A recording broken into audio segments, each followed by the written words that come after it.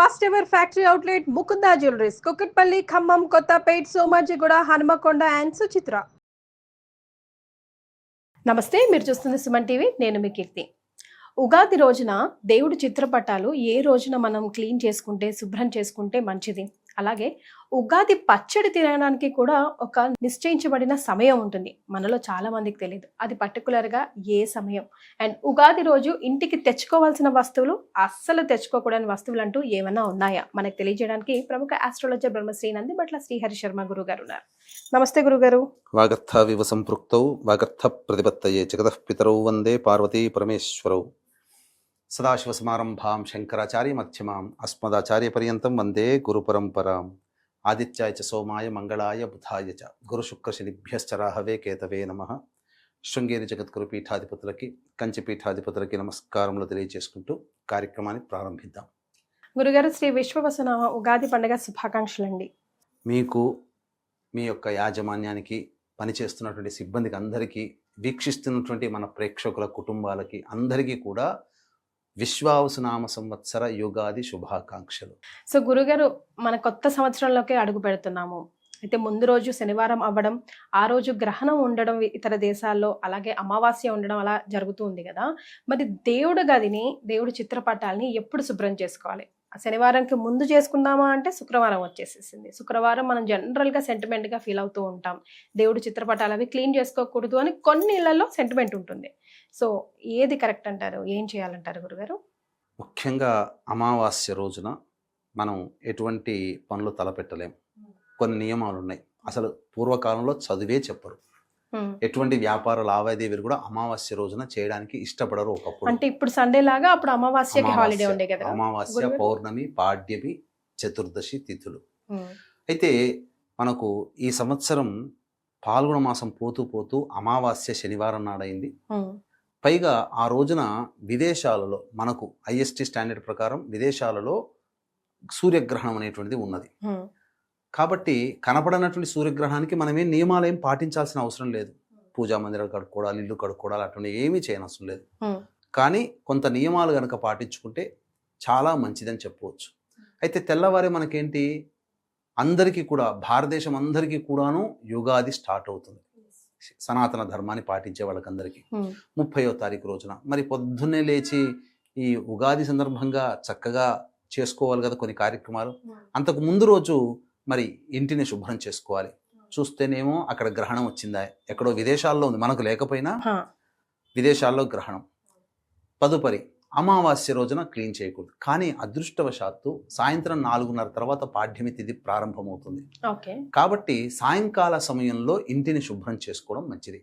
అమావాస్య ఉండేంత వరకు 4:30 వరకు కూడాను ఎటువంటి పనులు చేయకపోయినా 4:30 తర్వాత ఇంటినంతా శుభ్రపరచుకోవడం, బూజు దులుపుకోవడం అన్నీ చేసుకోవాలి. అలాగే ఇంట్లో ఉన్నటువంటి నకారాత్మక శక్తి, అంటే నెగిటివ్ ఎనర్జీ అనేటువంటిది ఇంటి నుంచి పోవాలి అని అంటే ఇల్లంతా శుభ్రపరచుకోవాలి, చేసుకోవాలి. గురుగారు, మనం జనరల్ గా సాయంకాలంలో బూజాది దులుపకూడదు అనుకుంటాం కదా గురుగారు. కానీ 4:30 తర్వాత నుంచి సాయంత్రం 6:10 వరకు కూడా 6:10 వరకు కూడా సూర్యాస్తమయం 6:10కి అవుతుంది. కాబట్టి ఈ లోపల తుడుచుకోవచ్చు, బూజు దులుపుకోవచ్చు.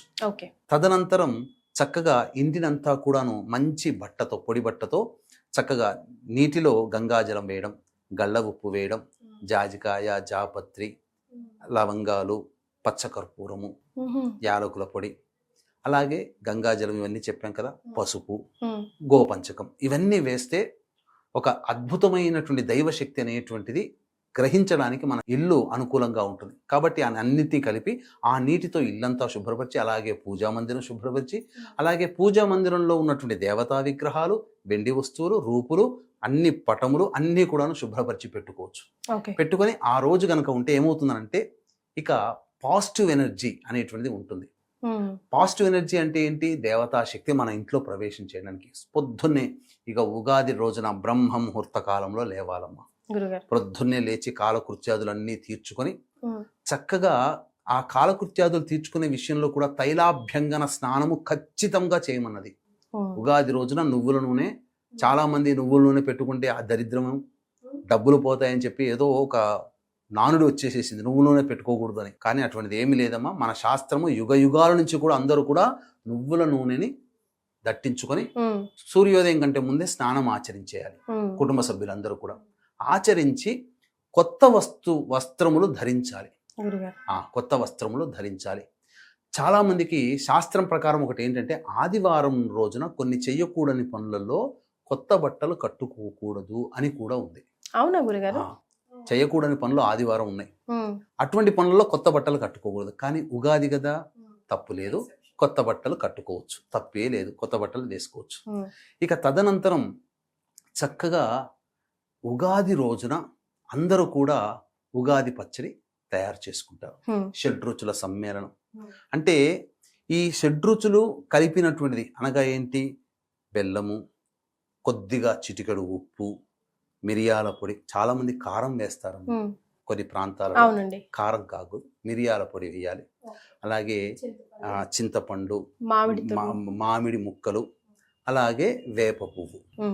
పూర్వకాలంలో సకాలానికి పంటలు పండేటివి కాబట్టి మామిడి పువ్వు వాడేవాళ్ళు. కానీ శివరాత్రికి జీడిపండు పరిమాణంలోకి మామిడి పిందెలు వచ్చేస్తాయి కాబట్టి అప్పుడు వేప పువ్వుల్ని వాడేవాళ్ళు, అలవాటుగా వచ్చింది. కానీ మామిడి పువ్వు వాసన చూడాలట ఉగాది రోజున, శరీరం ఆరోగ్యవంతం అవుతుంది. ఇది ఒకటి. ఇక ఈ షడ్రుచులన్నింటినీ సమ్మేళనం చేసి ఉగాది పచ్చడి తయారు చేసుకోవాలి. అయితే ఉగాది పచ్చడికి కూడా ఒక ముహూర్తం, సమయం చాలా అద్భుతంగా ఈసారి ఉంది. అవునా గురుగారు? అవునమ్మా. ఎందుకనంటే ప్రధానంగా ఈ ఉగాది పచ్చడికి దేవతా గురువు అయినటువంటి గురువు లగ్నంలో, వృషభ లగ్నంలో ఉంటాడు. 8:44 నుంచి దాదాపుగా 10:30 వరకు కూడా వృషభ లగ్నం ఉంది, స్థిర లగ్నం. కానీ 8:02 నుంచి 9:02 మధ్య కాలంలో వర్జ్యం ఉన్నది. 8 to 9 శనిహోర ఉంటుంది, పనికిరాదు. 9 to 10 చంద్రహోర. చంద్రుడు ఎవరు? అన్ని ఓషధులకి కూడా అధిపతి.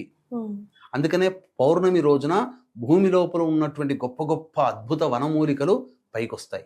అందుకే పౌర్ణమి రోజున గ్రహించాలి వనమూలికలు, చంద్రుడు అధిపతి కాబట్టి ఇట్టి చంద్రుడి యొక్క హోర లగ్నము, స్థిర లగ్నము, శుక్ర లగ్నము, అందున గురువు ఉండడం, ఆ లగ్నానికి లగ్నాధిపతి అయినటువంటి శుక్రుడు, ఆరోగ్యకారకుడైనటువంటి రవి, ఆయుఃకారకుడైనటువంటి శని భగవానుడు, అలాగే ఆ రోజున బుధుడు కూడా నక్షత్రాధిపతి కదా, రేవతి నక్షత్రంలో ఉంది కదా, నక్షత్రాధిపతి, ఉగాది ప్రారంభమయ్యే నక్షత్రాధిపతి కూడా బుధుడు ఉండడం, రాహు కూడా ఉండడం, ఓషధి అధిపతి అయినటువంటి చంద్రుడు కూడా బుధ నక్షత్రంలో ఉండడం, బుధుడితో కలిసి ఉండడం.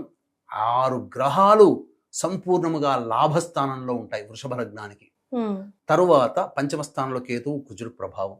లగ్నంలో ఉన్నటువంటి గురువు 9:05 నుంచి 10 మధ్య కాలంలో వీక్షిస్తున్నటువంటి సుమన్ టీవీ ప్రేక్షకులు ఉగాది సందర్భముగా ఉగాది పచ్చడిని భుజించినట్లయితే నవగ్రహాలు అనుకూలంగా వస్తాయమ్మా. ఎందుకనంటే ప్రధానమైన గ్రహాలు లాభస్థానంలో ఉన్నప్పుడు ఉగాది పచ్చడి సందర్భంగా తీసుకునేది ఉగాది రోజే.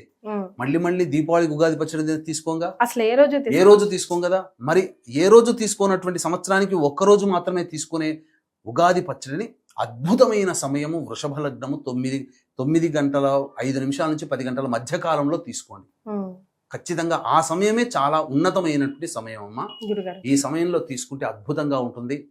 దీని ద్వారా నవగ్రహాలు సంపూర్ణముగా అనుగ్రహించేటువంటి సమయం అమ్మా.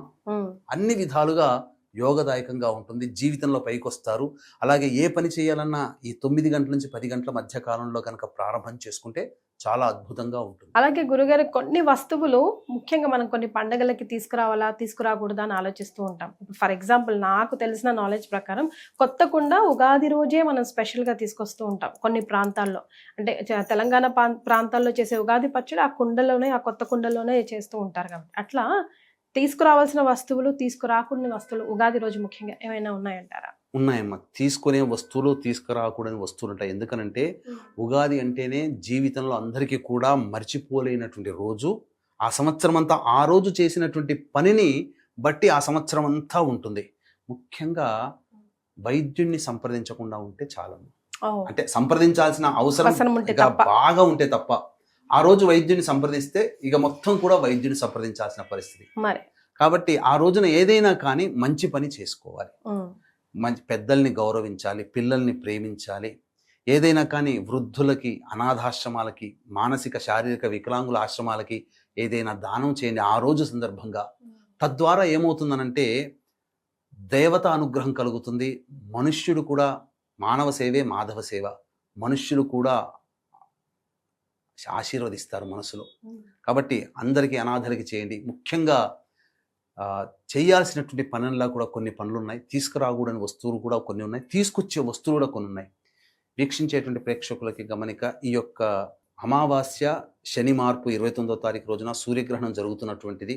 షడ్గ్రహ కూటమి కూడా ఆ రోజున 29వ తారీఖున ఉన్నటువంటి కారణం చేత అద్భుతమైనటువంటి శని అమావాస్య రోజున ఉన్నటువంటి రోజున పురస్కరించుకొని జాతకరీత్యా మీ యొక్క సంకల్పం నెరవేరాలి, అలాగే మీకు ఉన్నటువంటి సకల దోషాలు తొలగిపోవాలి జాతకరీత్యా అనే ఉద్దేశంతో సంకల్ప సిద్ధి, సర్వదోష నివారణ పూజలు, హోమాలు అనేటువంటివి 29వ తారీఖు రోజున సాయంకాలం సూర్యాస్తమయం తర్వాత ప్రత్యంగిరా హోమం, బగలాముఖి హోమం, వారాహి హోమం, రాజశ్యామల హోమం, మృత్యుంజయ హోమం, కాలభైరవ హోమం, ధూమవతి హోమాలతో పాటుగా వివాహం కాని అబ్బాయిలు అమ్మాయిలకి సంతానం, దాంపత్య సమస్యలు, అనారోగ్య సమస్యల నివారణకి విశేషమైనటువంటి సర్వదోష నివారణ, సంకల్ప సిద్ధి హోమాలు జరిపించడం జరుగుతుంది. అవకాశం ఉన్న వాళ్ళు 29వ తారీఖు రోజున సాయంకాలం 6 గంటల వరకు కూడా ఈ కార్యక్రమంలో గోత్రనామాదులు నమోదు చేసుకోవచ్చు. ఇక ముఖ్యంగా లక్ష్మీప్రదమైనటువంటి వస్తువుల్ని తీసుకురావాలి. ముఖ్యంగా గళ్ళ ఉప్పుని తీసుకొచ్చుకోవాలి. తీసుకొచ్చుకొని ఇంట్లో పెట్టుకుంటే ధనము నిల్వ చేకూరుతుంది. ఉదయం 7 గంటల నుంచి 8 గంటల మధ్య కాలంలో శుక్రహోర ఉంటుంది. ఆ సమయంలో గళ్ళ ఉప్పు తెచ్చుకోండి. తర్వాత ఇంకా ఆ సమయంలో తామర గింజలు, తామర పుష్పాలు, దక్షిణావృత శంఖం ఆ రోజున తెచ్చుకొని పెట్టుకుంటే, గోమతీ చక్రాలు, పసుపు, బెల్లము, ఇవన్నీ ఆ 7 నుంచి లక్ష్మీ అమ్మవారికి ప్రీతికరమైనటువంటి సూచించే వస్తువులు. లక్ష్మీ గవ్వలు అనే ఉంటాయి, పసుపు రంగులో ఉంటాయి. అవి తెచ్చుకొని పెట్టుకుంటే చాలా అద్భుతంగా ఉంటుంది. ఇక ముఖ్యంగా నమ్మ ఆ రోజున తీసుకొచ్చుకోవాలి. ఇక తీసుకురాకూడని వస్తువులు ఏంటంటే కత్తెరలు, ఇనుప వస్తువులు, గుండు పిన్నీసులు కొనుక్కుంటారు. అలాగే స్త్రీలు ధరించే ఇనుప వస్తువులు చాలా మంది తెలియక ఏంటంటే కొత్త బండ్లు కొనుక్కొచ్చుకుంటారు. అది ఇనుమే కదమ్మా, ఇనుమును తీసుకురాకూడదు. సో ఉగాది రోజున వాహనాలు కొనుగోలు చేయకూడదు. ఎందుకంటే అది ఇనుముతో సంబంధించినటువంటి వ్యవహారం కాబట్టి ఇనుము వస్తువుల్ని ఆ ఉగాది రోజున తీసుకురాకూడదు. అది అపమృత్యువు, దరిద్రానికి హేతువు. సీసపు వస్తువులు, పింగాణి వస్తువులు ఇలాంటివి కొన్ని తీసుకురాకూడదు. నూనె పదార్థాలు, ఏవైనా నూనెలు ఉంటాయి కదా ఇంట్లో వాడుకుని, అటువంటి నూనెలు కానీ ఏవి ఆ రోజున చాలా మంది తెలియక ఉగాది రోజున దీపారాధన వెలిగించుకోవాలని చెప్పేసి ఉగాది పండుగ రోజున తీసుకొచ్చుకొని దీపారాధన చేస్తారు. అవి చేయకూడదమ్మా, మహాదోషం. సాయంకాలం ముందు 29వ తారీఖు సాయంకాలం తీసుకొచ్చుకోవచ్చు, తప్పు అభ్యంగన స్నానం చేయాలి కాబట్టి తీసుకొచ్చుకోవచ్చు. ఇలాంటి నూనె పదార్థాల వస్తువులు తీసుకోకుండా ఉండి, ఇనుము వస్తువుల్ని, కత్తెరలు ఇట్లాంటివి ఏవి కూడా తీసుకొచ్చుకోకుండా ఉంటే చాలా మంచిది. ముఖ్యంగా ఆ రోజు చేయాల్సినటువంటిది, ఆ రోజున ప్రధానంగా శాస్త్రం ఏం చెప్పబడి ఉందనంటే కులదేవతని పూజ చేయాలి. ముఖ్యంగా గ్రామ దేవతకి పూజ చేయాలి. ఏ ఊళ్ళో ఉంటారో ఆ గ్రామ దేవత దేవాలయానికి వెళ్ళి చద్ది పెట్టడము, లేకపోతే బెల్లం పరవన నైవేద్యంగా పెట్టడము, అమ్మవారికి నిమ్మకాయల దండ వేయడము చేసి రావాలి. తర్వాత ఇష్టదేవత ఆరాధన చేయాలి. ముఖ్యంగా ఉగాది రోజున ప్రదోషకాల సమయంలో దమనం తెలుసు కదా, ఆడవాళ్ళు పెట్టుకుంటారు, ఎంతో సువాసనగా ఉంటుంది. ఆ దమనముతో పార్వతీ పరమేశ్వరుని అర్చించాలి. దానివల్ల అద్భుతమైనటువంటి ఫలితం కలుగుతుంది. కాబట్టి వీక్షించేటువంటి ప్రేక్షకులు ఇప్పుడు చెప్పిన విషయాలన్నీ కూడా జాగ్రత్తగా 1-2 సార్లు వినండి. మీకు తెలిసినటువంటి వాళ్ళకి, బంధువులకి, హితులకి ఈ విషయాన్ని చేరవేయండి. ఇది చేయడం ద్వారా ఉగాది రోజున అసలు సిసలైనటువంటి విధి విధానాన్ని మనం పాటించిన వాళ్ళం అవుతాం. ముఖ్యంగా పెద్దల యొక్క ఆశీర్వచనం తీసుకోవాలి ఇంట్లో.